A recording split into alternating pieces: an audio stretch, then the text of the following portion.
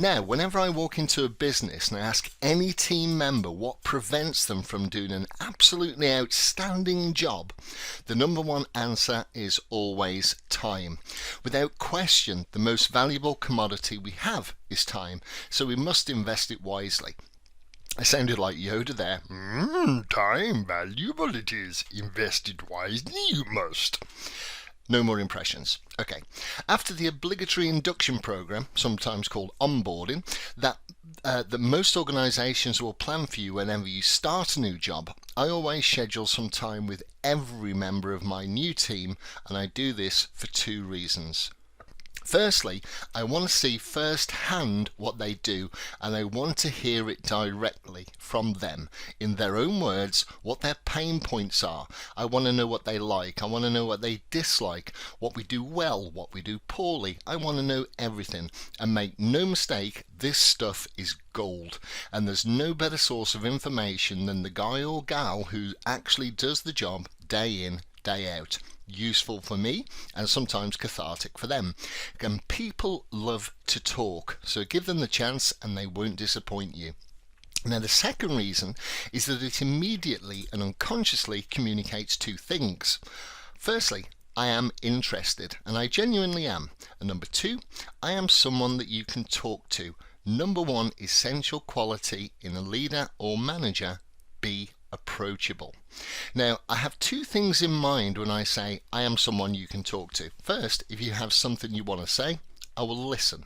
Second, our relative positions within the chain of command don't matter to me. Now, I mention the latter for a very good reason. Some organisations have an institutional hierarchical nature. Now, in some organisations it's probably for a good reason, such as the armed forces, for example. In others, it's really not. In one large organisation that I worked in, one of my team told me about an issue he was having with another department.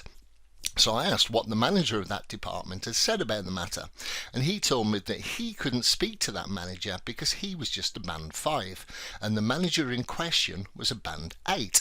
As I was senior, it would be okay for me to talk to the band 8, but he couldn't, and that's how things got done. Well, actually, that's how things don't get done.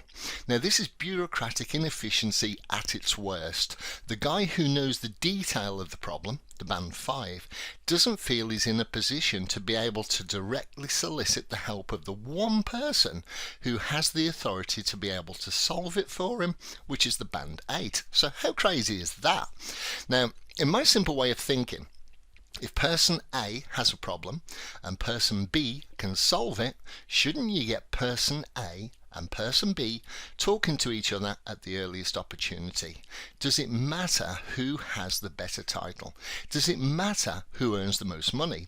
Who has the biggest office? Far more efficient, I think, just to get on with solving the problem.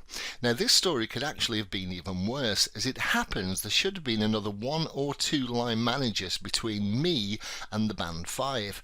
So had there been a full team, the band 5 would tell his band 6 about the issue, the 6 would tell the 7, and the 7 would tell me.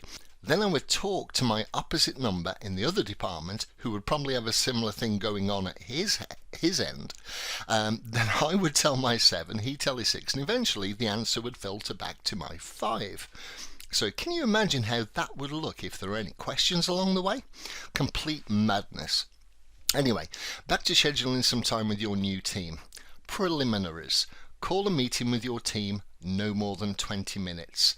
Be clear in your invite that meetings start and finish on time. Tell them you'll be spending some time with each of them in the coming days to understand what it is that they do and how you may be able to help. This establishes an us frame rather than a you and us frame. Do a quick round the table of who's who, name, how long they've been there, where they were before, and what they do in the organisation. Generally, longer serving members generally have good knowledge. Newer members may have experience they can bring from different organisations. Start with yourself and then go either left or right, depending on which person made eye contact first, as they have something to say. Note if anyone has worked in any of the same industries or companies as either each other or yourself, other than the one you're in currently. If so, mention it. It establishes commonality. If not, don't worry. Okay, remind them that the meeting is only short and then ask if there are any burning issues you need to know about immediately. If not, great. They're either not comfortable telling you in public or they're not yet comfortable with you, but there are always burning issues. Okay, if there are, talk about them briefly, and if needs be, ask the person who brought it up to stay behind a few minutes to discuss it further rather than hold everyone up. Finally, thank them for the time, tell them you're looking forward to working with them, and you should be, then close the meeting. Now, in 20 minutes, you've established several things: who you are, who they are. You are there to help. You're all one team. If there are any background similarities, meetings will start and end punctually. You want to know about anything they have concerns about. And finally, everyone is important enough for you to spend some one-on-one time with. Okay. Now, everyone knows that you will be spending some time with them, and they will be more relaxed knowing why, because there's nothing worse than getting an invite from the boss when you don't know what it is you're going to be talking about. That said, a few things could happen between now and the sit down. They could mentally rehearse exactly what they should and shouldn't say to you, or they may be coached by their immediate line manager on what they should and shouldn't say to you. Now, I have a way to bypass these scenarios and get mostly honest answers, but more on that shortly. Okay, for your one-to-one sit-down meetings, there are practical considerations. If you manage a team of up to 10, you can nail this in a week. If you manage a team of 100, you'll need a different approach. If you have a team of 100 direct reports, that is, you are the line manager to 100 people, you need to consider changing the structure of the department, and we'll come to that a little later on. Okay, there are a few basic rules that you can apply here. If your team is reasonably small and everyone has distinct and separate roles, schedule time with each of them. I normally go for at least half a day per person, or perhaps a whole day depending on the complexity of what it is that they do. If the team is reasonably small and a few of the roles are similar or the same, schedule time with all of them, but perhaps just do a few targeted hours with the roles that are duplicated. And there's a reason for this, which can lead to massive efficiency gains in no time at all, which I touched on earlier and we will come back to soon. So if the team is larger and some of the team have similar or same roles, do at least half a day with one person from each discipline, and again a few targeted sessions with the others doing the same jobs. Now, as I mentioned earlier, if you have a lot of direct reports, you will need to restructure, because no one can manage dozens of direct reports and do it well. Now, I usually schedule my time top down. I will start with my managers and supervisors, and I will not stop until I have reached the lowest paid person in the department, because they're people too. And that reminds me of a story from JFK.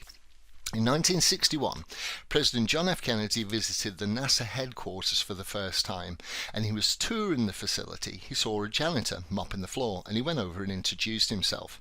He asked the man what he did at NASA, and the janitor said, "I'm helping put a man on the moon." Think about that for a second.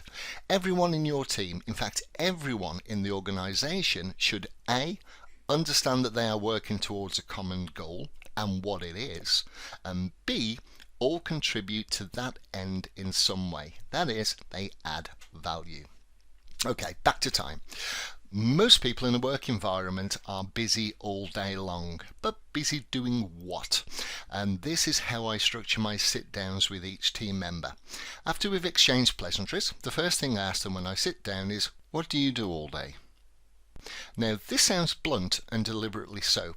It's not because I am blunt or that I'm being rude, it's a pattern interrupt of sorts. Do you remember when I said that people may rehearse what it is they should and shouldn't say to you, or they've been coached on what to say? This will usually bypass that. Now, usually in the first few seconds after asking this, people will have a blank look, as they were not expecting such a direct question, or at least not one phrased that way. Usually they genuinely are busy, and they don't want some manager who knows nothing about their daily grind asking such an impertinent question, particularly if you're new. Now, in their head, they may be saying something like this: "What do I do all day, you cheeky and you can put your own expletive in there. You have no idea about the amount of things I have to get done, the impossible deadlines I have to meet, the tough targets I've been given, the number of queries I have to deal with, the system that doesn't do what I need it to do, the awkward people I have to deal with, and. Some people will actually say it out loud. Once I can see that they're about to say something like any of the above, either in their heads or out loud, I will laugh, apologise and say something like, I worded that poorly, I'm sorry. Tell me everything you do, all the good, all the bad, what works, what doesn't, anything I need to know so I can help to make your life easier. Now that rehearsed script that they may have been ready to deliver has been interrupted. Now we are just two people talking. Now you are more likely to get to what they really think, and that stuff is gold. Lap it up, because therein lie all of your immediate opportunities. Here are a few things that I always look out for. I'll see you in the next lecture.